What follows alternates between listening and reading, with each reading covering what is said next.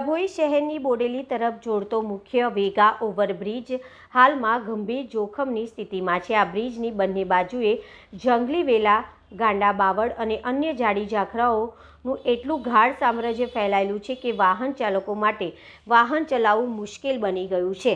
ચોમાસું પૂરું થયાને 1 મહિનાથી વધુ સમય વીતી ગયો હોવા છતાં માર્ગ અને મકાન વિભાગ દ્વારા બ્રિજની સાફ સફાઈ કરવામાં આવી નથી, જેના કારણે ગમે ત્યારે મોટી દુર્ઘટના સર્જાઈ શકે છે।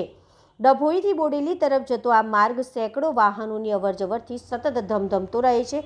બ્રિજ પર જંગલી વનસ્પતિના આક્રમણથી નીચેની સમસ્યાઓ સર્જાઈ રહી છે। વાહન ચલાવવામાં મુશ્કેલી, બ્રિજની કિનારી પર ઉગી નીકળેલા ઝાડી ઝાકરા સડક સુધી ફેલાઈ ગયા છે। ખાસ કરીને જ્યારે સામેથી કે બાજુમાંથી કોઈ મોટું વાહન આવે ત્યારે જગ્યા ઓછી પડવાથી વાહન ચાલકોને તકલીફ પડે છે।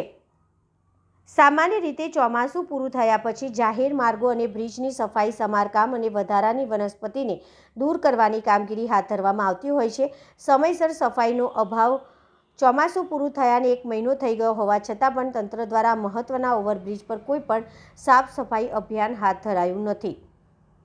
વાહન ચાલકોની ઉગ્ર માંગ છે કે વહેલી તકે માર્ગ અને મકાન વિભાગ જાગે, તાત્કાલિક ધોરણે આ વેગા ઓવરબ્રિજના બંને બાજુથી જાડી ઝાકરા અને જંગલી વેલાને દૂર કરી રસ્તાને વાહન વ્યવહાર માટે સુરક્ષિત બનાવે, ગંભીર દુર્ઘટના પહેલાં પગલાં લેવાય।